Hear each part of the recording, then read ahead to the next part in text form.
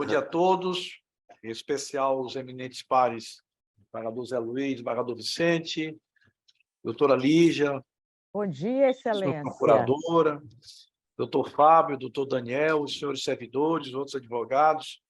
Bom dia, Excelência. Bom dia, Excelência. Bom dia, Excelência. Todos aqueles que não ouvem pela rede mundial de computadores.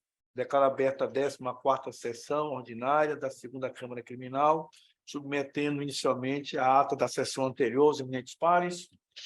Aprovada. Aprovada. Então, vamos passar para o primeiro processo. Nossa pauta hoje, nós temos 3 processos, 2 sustentação oral.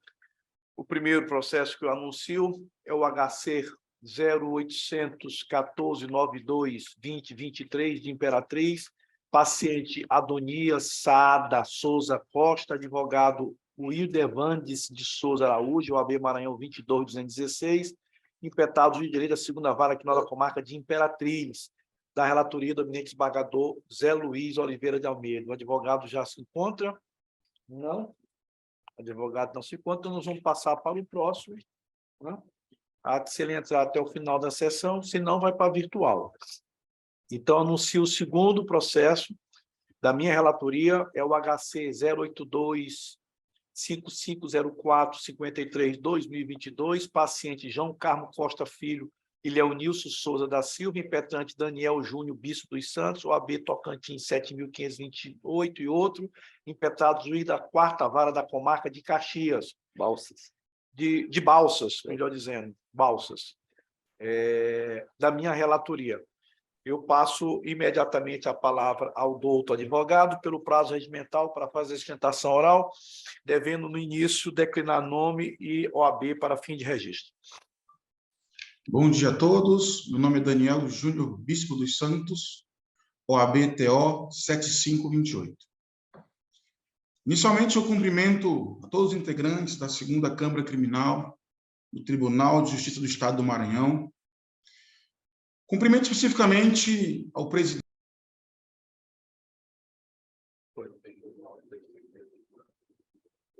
Microfone desligado, doutor Daniel. Está sem microfone, doutor. Ok. Ouviram do começo? Sim. Sim. Cumprimento a todos os componentes da 2ª Câmara Criminal do Tribunal de Justiça do Estado do Maranhão. Cumprimento especificamente ao doutor desembargador Ronaldo Maciel Oliveira, presidente desta coluna da Câmara e também relator do presente HC. Cumprimento o desembargador José Luiz Oliveira de Almeida e o desembargador Vicente de Paula Gomes Castro. Quero dizer que é uma satisfação poder estar presente novamente com Vossas Excelências nessa sustentação oral e, por fim, estendo meus cumprimentos à douta Procuradora de Justiça, senhora Lígia. Pois bem, o presente HC, Excelências, ele foi impetrado em 16/12/2022 em favor de João Carmo Costa Filho e Leonilson Souza da Silva, contra o ato do juízo da 4ª Vara da Comarca de Balsas, condenou cada um dos pacientes a uma pena de 6 anos de reclusão, regime inicial fechado, pelas condutas tipificadas no artigo 288, a associação criminosa, e 180, receptação. E os argumentos do juízo foram que os ora pacientes estavam foragidos da justiça e, por isso, deveriam continuar presos, aguardando o trânsito julgado da ação penal. Bom, primeiramente, cabe esclarecer, Excelências, que quando impetramos esse habeas corpus no ano passado, em dezembro, a competência foi direcionada ao desembargador Luiz Gonzaga Almeida Filho, onde o mesmo deferiu liminar, colocando os réus em liberdade monitorada. Eu vou ler aqui um trecho da decisão do Luiz Gonzaga, em que ele falou o seguinte: na vertente hipótese, não vislumbra-se demonstração mínima de que os pacientes empreenderam fuga e, na verdade, compareceram espontaneamente aos atos processuais, promovendo suas respectivas defesas, através de advogados constituídos, participando, inclusive, de audiência por videoconferência de instrução e julgamento. Então, Excelências, de início, eu quero ressaltar que a decisão do nobre desembargador, em caráter liminar, foi acertada e objetiva, no sentido de que ele não vislumbrava, naquele momento, não havia um vislumbre de que os réus realmente estavam foragidos do processo ou da justiça. Uma vez que estavam presentes na audiência, participaram da audiência de instrução, se apresentaram aos atos, e assim, segundo o entendimento do STJ, não havia perigo para a aplicação da lei penal, muito menos perigo para a instrução criminal. Inclusive, já terminou. Pois bem, logo na sequência, o desembargador, ainda em caráter liminar, ele decidiu o seguinte: ele entendeu que o artigo 319, as cautelares desse artigo, poderiam ser aplicadas aos pacientes, e assim o fez. Ele aplicou 2 incisos do 319. O primeiro foi o inciso 3º, proibição de manter contato com pessoa determinada quando por circunstâncias relacionadas ao fato, o que foi feito. E o segundo é o inciso 9. Ele fala o seguinte: monitoramento eletrônico. Esse quesito eu queria esmiuçar com os senhores. O monitoramento eletrônico dos pacientes começou em janeiro de 2023. A defesa protocolou, junto ao ID 25449821, os termos de comparecimento à unidade prisional dos pacientes. Ou seja, desde janeiro até a data de hoje, até o mês de maio, 5 meses passaram, e os pacientes vêm rigorosamente cumprindo o que foi determinado na liminar pelo desembargador Luiz Gonzaga. Eles se apresentaram no unidade prisional, colocaram um tornozeleiro eletrônico e estão comparecendo, não estão foragidos, estão na cidade. E uma circunstância ainda melhor: eles não cometeram nenhum crime, não tem nada que abone a conduta dos mesmos. Nesse sentido, Excelência, a defesa vem requerer que seja mantida o entendimento da liminar para que os réus permaneçam soltos sobre monitoramento eletrônico até o transitado em julgado dessa ação. O processo ele está agora em fase de apelação, justamente com o nobre relator, doutor Ronaldo. Não foi marcado ainda a pauta desse julgamento, não foi designado. Contudo, ao florearmos o mérito, percebemos que os réus foram absolvidos, os pacientes, dos crimes de furto, ficando apenas o crime de organização criminosa e receptação. E um detalhe importante é que, para a organização criminosa, é necessário o cometimento ou planejamento de mais crimes, que eles não foram condenados por mais crimes, apenas um crime. Então, nesse dia, a defesa entrou com uma apelação para que essa organização criminosa seja retirada da condenação originária. Então, nesse sentido, a defesa ainda argumenta, excelências, que o artigo 282 fala o seguinte em seu inciso 6º, seu parágrafo 6º. A prisão preventiva somente será determinada quando não for cabível sua substituição por outra medida cautelar do artigo 319. Então, reparem que, no transcorrer do tempo, os pacientes foram colocados sob monitoramento eletrônico, vem cumprindo rigorosamente esse monitoramento eletrônico, sabe-se onde eles estão, o que estão fazendo, se apresentam todo mês na unidade prisional, não cometeram novos crimes e foram condenados a uma pena de 6 anos. Uma pena que, em caráter formalíssimo, se nós avaliarmos o caráter formalíssimo, sequer enseja o regime fechado, que também é um dos argumentos da apelação. Porque o crime de receptação não colocou em risco a ordem pública. E a atitude dos pacientes no decorrer do tempo, excelências, também não vem colocando em risco a ordem pública. Então, remetê-los ao cárcere, nesse momento, seria, de certa forma, até ainda que fosse falar nisso, prematura. Porque a pena deles pode ser diminuída e, se forem presos, condenados, transitados, ficariam apenas 7 meses presos. 7 meses, considerando remissão, enfim, detração da pena.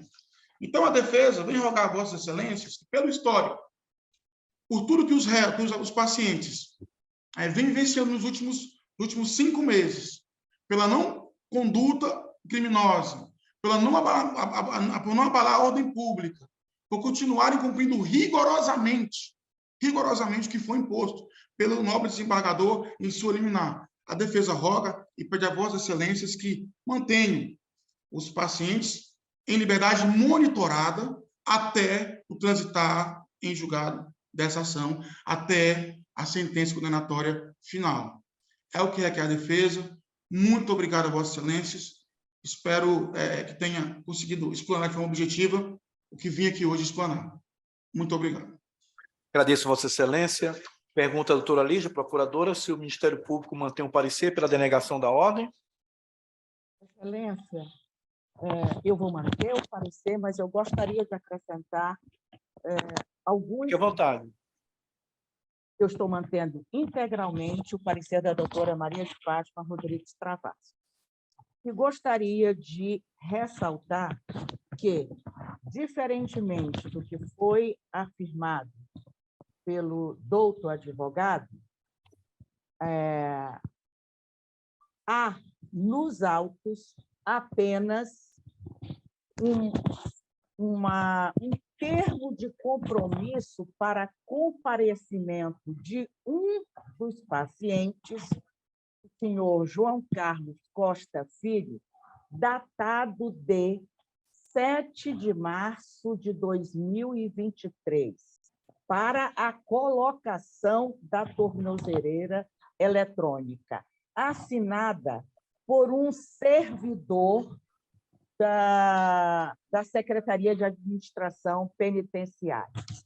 Entretanto, há nos autos uma certidão da secretária judicial, no sentido de que, quando o desembargador Gervásio devolveu os autos da apelação para que 2 outros réus, são 5 réus nessa empreitada criminosa, para que 2 outros réus apresentassem as suas razões recursais, ele também determinou que esses 2 pacientes fossem cientificados da justiça. Cientificação essa que consta da certidão da secretária judicial da 4ª Vara da Comarca de Balsas, datada essa certidão de 7 de março de 2023, que os acusados João Carmo Costa Filho e Leonilson Souza da Silva não foi possível cumprir a intimação destes, porque eles se encontram em lugar incerto e não sabido. Acho que essa certidão ela é de relevante, deve ser considerada bastante relevante. Por outro lado, também gostaria de ressaltar que não há notícias nos autos de que foram cumpridas as cautelares. Repito, por quê? Porque há apenas um documento em que foi afirmado que um dos pacientes compareceu para ser colocada a tornozeleira eletrônica. Por outro lado, também, e estranhamente, permanecendo esses pacientes foragidos durante toda a investigação administrativa e durante a ação penal, todos nós sabemos que o comparecimento via videoconferência não demonstra que estes não se encontram foragidos. Excelências, por essas razões, eu, aderindo ao parecer da douta procuradora, estou me manifestando pela cassação da liminar concedida e portanto, pela denegação da ordem impetrada em favor dos horas pacientes. É o parecer. Agradeço a Vossa Excelência. Eminentes pares, eu Não vou mostrar mais indignação, porque não adianta. É caso de se apelar para o Ministério Público, que é fiscal da aplicação da lei, para tomar providências nesses casos. Não é o primeiro, não é o segundo, com certeza não será o último. Os pacientes, eminentes pares, já impetraram 3 HCs. 2 perante a nossa segunda Câmara Criminal, com os mesmos fundamentos. Em ambos, foi denegada a ordem, por unanimidade, de acordo com o parecer da Procuradoria. Recurso ordinário para o STJ. O STJ manteve a nossa decisão. Em nenhum momento os pacientes foram presos. Os fatos, furto qualificado e possível associação criminosa de defensores agrícolas, caros, só num furto 250 mil de prejuízo. Tiveram mais 2 furtos. E no recebimento da denúncia, o juiz desmembrou, porque viu que era de outra jurisdição e desmembrou. Então, tem investigação, inquérito policial, embora sem ser ação penal, em Loreto e em Riachão, do mesmo operando, segundo os autos, os mesmos pacientes, nunca foram presos. Adveio a sentença condenatória. Na verdade, os pacientes participaram da audiência de seu julgamento por videoconferência, foragidos, porque a decretação da prisão ocorreu em 11 de abril de 2022. Há entendimento, e eu, quando fui juiz de primeiro grau, eu não permitia que participasse, embora haja entendimento também, que diz que eles têm direito de participar. Se eu achava que estava foragido, ele não poderia estar participando de audiência, mas eu respeito opiniões em contrário. Então, ele participou da audiência de julgamento por videoconferência. Adveio a sentença condenatória em outubro de 2022. Em dezembro, no plantão, o desembargador Luiz Gonzaga concedeu a liminar, colocando tornozeleira eletrônica. Depois de sentença condenatória, com recurso ajuizado da minha relatoria, concedido, liberdade com outras medidas cautelares. Aí ele se apresentou para colocar a tornozeleira, que não está funcionando, a tornozeleira. Não está funcionando.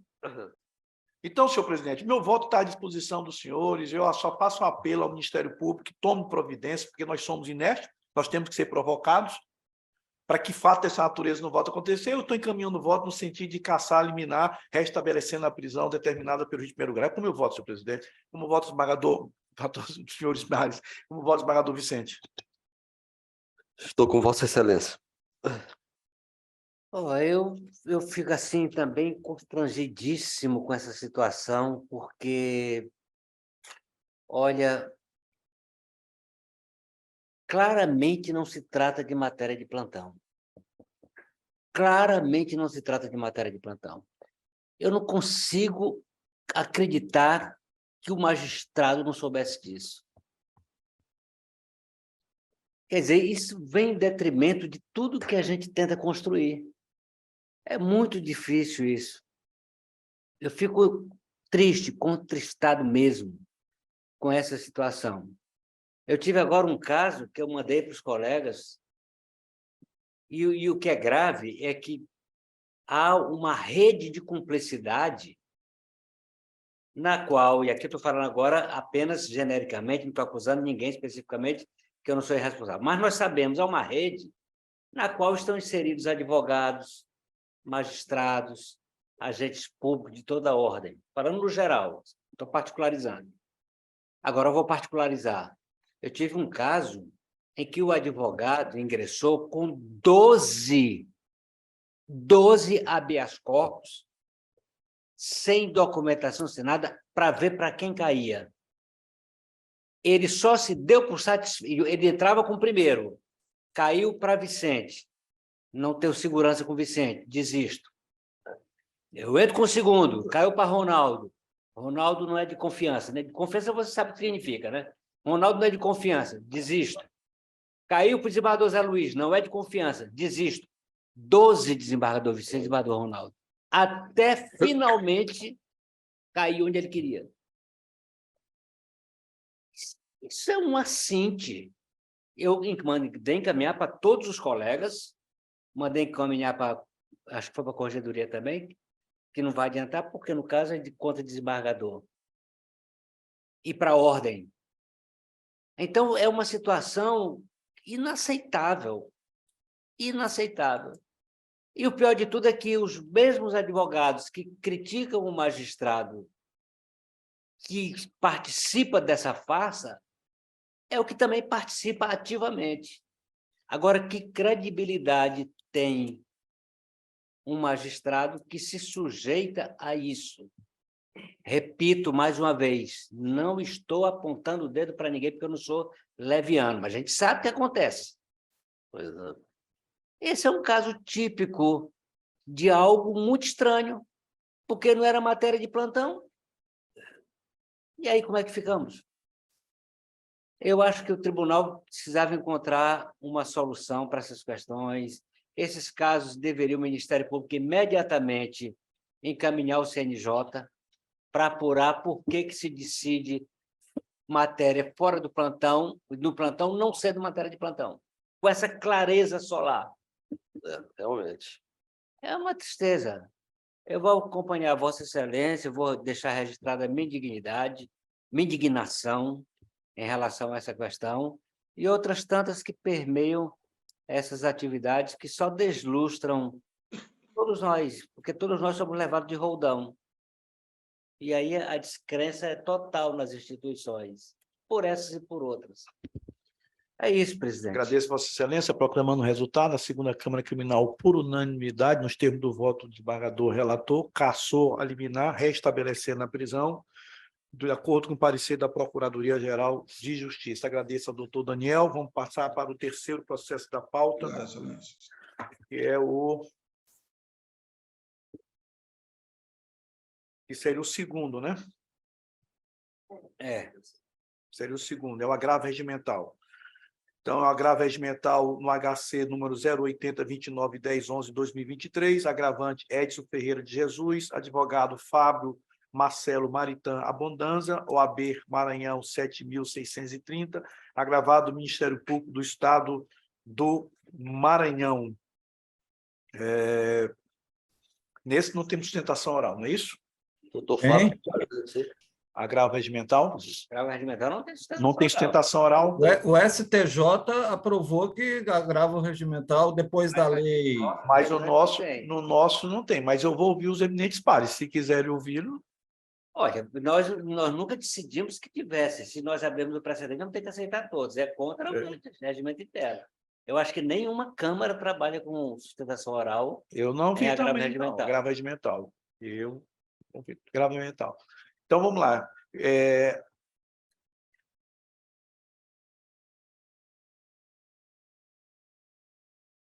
Como se manifesta o Ministério Público? Doutora Lígia?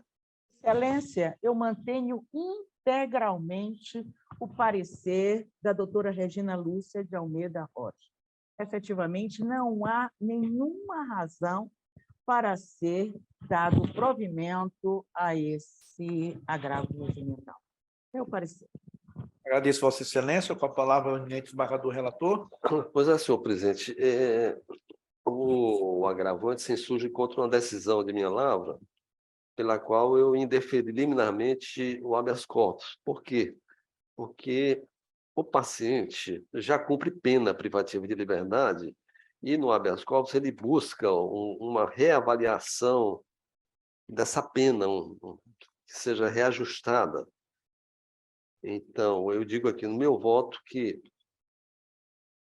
o recorrente busca a reforma da decisão agravada, no caso, a minha decisão, com o fim de que seja, através do habeas corpus impetrado, retificada a sentença condenatória ao argumento de ter sido equivocado o cálculo da pena aplicada.